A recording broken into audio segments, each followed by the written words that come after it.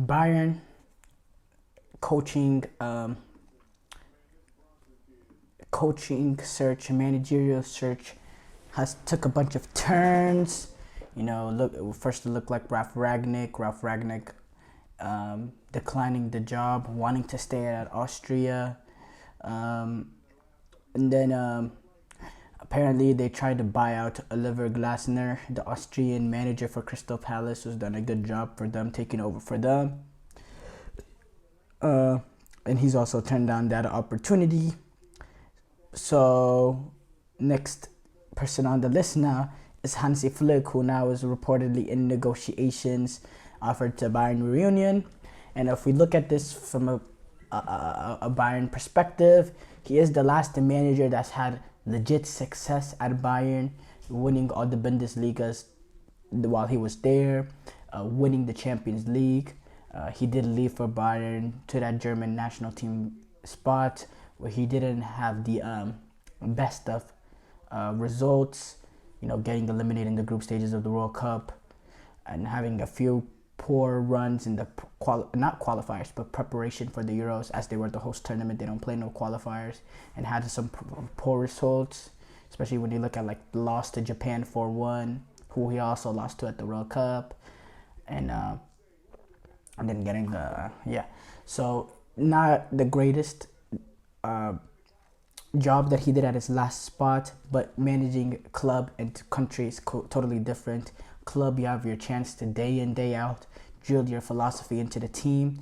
When it comes to managing international teams, you don't have as much time to implement your system and philosophy, and sometimes there's managers that are just in generally better managers at their clubs rather than internationally. Is that the case for Hansi Flick? Probably, because he has shown to be successful at Bayern. And when you look at the managers that's been brought in Bayern after him, he has been the last successful manager at Bayern. It's inarguable that, with Nagelsmann failing to go any farther than a quarterfinal in the Champions League, really struggling in Bundesliga last season before Tuchel took over, who ended up bringing that Bayern team back to the title after Dortmund bottled it that last day. I don't know if bottling is a strong word to use, but in my opinion, it was a bottle. The last 2 days, actually, last two games. No,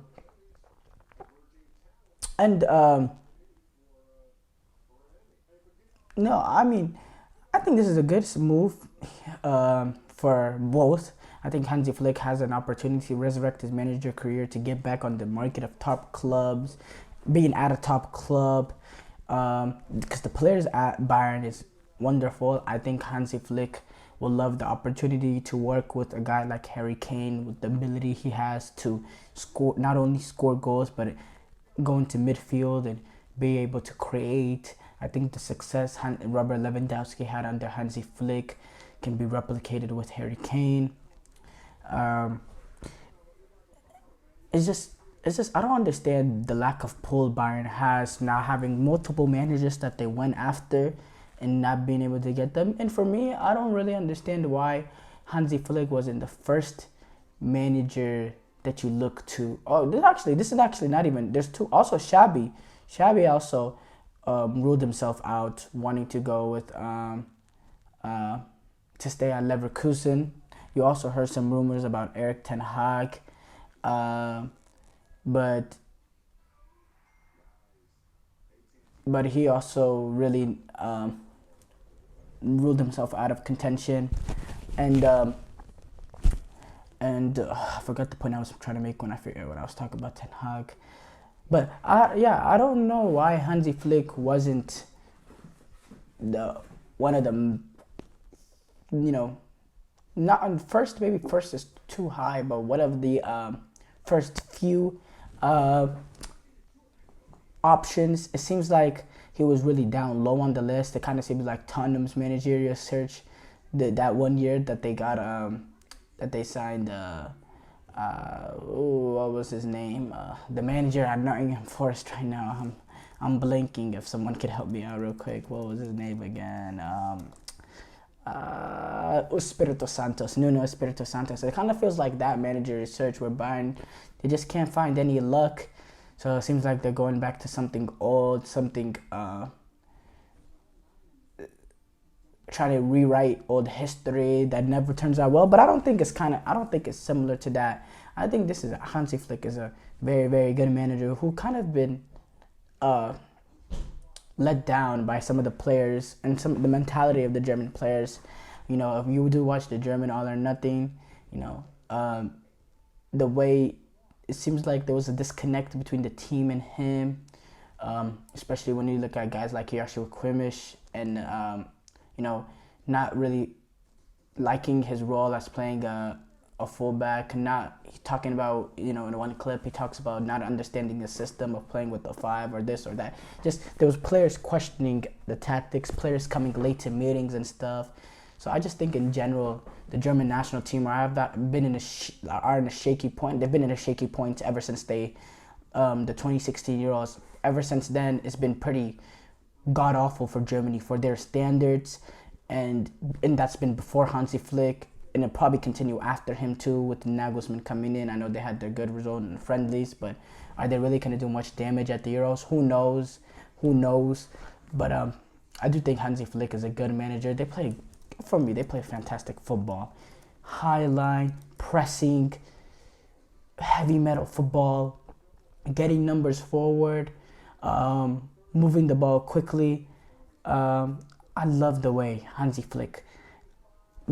Flick's teams play football. They're not afraid to be aggressive. They're not afraid to have guys in the attacking half of the box, even when the other team has the ball, getting numbers up, pressing everybody, high intensity, winning the ball high, and then creating one ball that one ball that cut like a cutting edge ball to really get in goal. I love that they play football. I think that's how Bayern historically has played football, and I think bringing him into Bayern, he is a German coach. It is the best Germany team, and I think he can bring them back to winning Bundesligas and competing for Champions Leagues again. And as I said earlier, I don't know why he was not higher on the list. I don't understand why he's higher on the list. But for me, if it is Hansi Flick or whoever it is, the main thing that they need to do, Bayern Munich, is first of all, defensively, they need to find a consistent center-back pairing. There's been a lot of changes. There's been a lot of money spent on that back line at Bayern. There's been a tremendous amount of money spent on that back line of Bayern, but we don't seem closer to having a center-back partnership.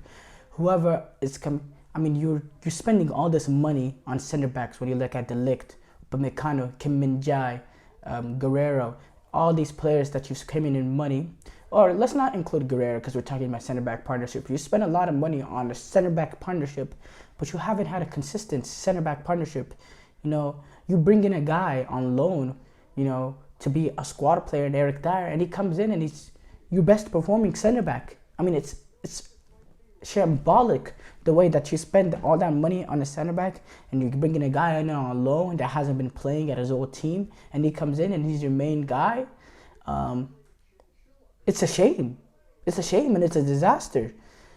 So they need to, defensively, they need to find a center-back partnership that work. Kim Min-jae had a good season at Napoli, but too many gaps and lapses in concentration this year. Too many just dumb mistakes against Real Madrid in that first leg. Just making 2 mistakes that cost 2 goals, and that ended up in the long term costing them that title. Upamecano, he's just clumsy, mistake waiting to happen. Just never seems comfortable. You never seem comfortable watching him. But all his managers love him. He has quality when it comes to his just pure ability to defend. He's physically a force of nature. He's good on the ball, all that. But despite his talent, he also makes mistakes due to his positioning. Even though he is good on the ball, sometimes he's prone to losing it in a horrible situation, one-on-one defending, just completely getting done. And despite having extreme talent, there's just extreme, just bad moments with him. It kind of reminds me of, Eric Garcia with a bit, not as talented Eric Garcia, but Eric Garcia in certain moments he showed, shine, especially his ability to play like on the ball, all that. But in certain moments you just think this dude shouldn't even be in a top flight, like just horrible. And that's kind of just not to that extreme, but that's kind of my sense on Upamecano. And then De Ligt, the injury concerns a little bit. Hasn't really took the next level since his days at Ajax, and even at Juventus had injury concerns. Just hasn't really taken that next level. He is still a proper center back. He has the body, the size, the physicality, the defending. He's a leader. He is a very good leader. It's just he hasn't really taken that next level in my opinion, and he hasn't really came in and revolutionized the back line the way like other top center backs do entering the club. The impact a guy like Virgil van Dijk had going to Liverpool, that kind of impact, I don't really see it from Matthias de Ligt. So for me, whoever is the manager that comes in, whether it is Hansi Flick or whatever, looking like Hansi Flick right now, for them to really be successful at Bayern is defensively, they got to tighten up that team defensively. Because attacking-wise, they still have talent, they still have class, but that back line, they need to find a consistent back line. And most importantly, whenever you want to set up a great back line, you need to have an amazing center-back partnership.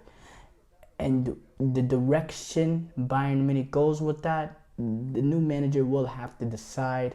But the amount of money that they've spent on center-backs alone, and not having a center-back partnership right now that they look at as world-class, seeing a guy like Eric Dyer come in halfway through the season, and him coming in, a player who hasn't played at Tottenham, not even the best Tottenham side, he comes in and he's your most consistent defender, is just not good enough. So whoever comes in at Bayern needs to sort that out.